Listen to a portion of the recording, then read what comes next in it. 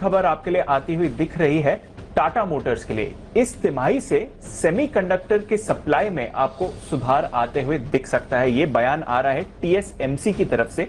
यह ताइवान की कंपनी है, विश्व की सबसे बड़ी सेमीकंडक्टर सप्लाई करने वाली कंपनी है, और ये कह रहे हैं कि अब जो सेमीकंडक्टर की शॉर्टेज है उसके सप्लाई में आपको बढ़त आती हुई दिख सकती है। अनिल जी, कैसे देखें इस खबर को, क्योंकि टाटा मोटर्स ने जो जेएलआर ने कुछ समय पहले एक अपडेट जारी किया था, उन्होंने कहा था कि सेमीकंडक्टर शॉर्टेज से परेशानी हो सकती है। कैसे देखना चाहिए सर इस खबर को, जो टीएसएमसी अब कह रही है कि सप्लाई बढ़ेगा आगे जाकर? दीप, यही खबर थी जो टाटा मोटर्स को 350 से 310 तक लेकर आई है, और यही सबसे बड़ी राहत की खबर है। मतलब टाटा मोटर्स के इससे बढ़िया खबर आ नहीं सकती। आपको याद होगा, अचानक से एक दिन टाटा मोटर्स 10% गिरा और हम सब ने हाय तौबा मचे, अरे ये क्या हो गया, अरे ये वो क्या हो गया, ऐसा क्या हो गया। और उसकी वजह यही थी कि टाटा मोटर्स की तरफ से एक संकेत ये आया था कि सेमीकंडक्टर्स की सप्लाई में कमी है और उसके चलते हुए प्रोडक्शन में इश्यू आएगा।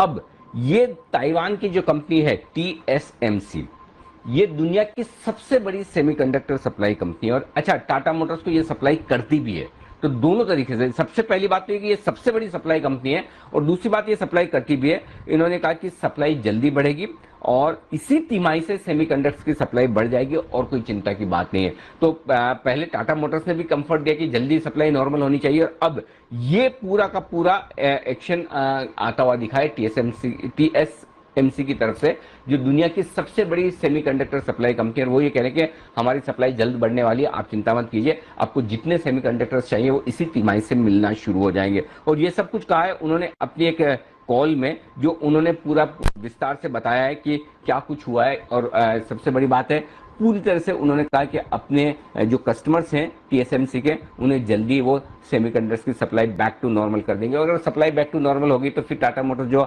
आपके लिए 10% से ज्यादा गिरा था उस दिन, और उसके बाद भी गिरा, उस दिन गिरकर 320 आया था, फिर गट आके 307-8 तक गया। और वहां पर हमने कहा भी था, और याद है आपको दीप, कि हम उस दिन कह भी रहे थे कि ये टाटा मोटर्स खरीदने का वक्त है, 310, 15, 20 ये भाव बेचने का नहीं है। और अभी भी हम ये कहेंगे ये वापस से आपको पुरानी लेवल्स पर जाने की तैयारी करता हुआ दिखेगा।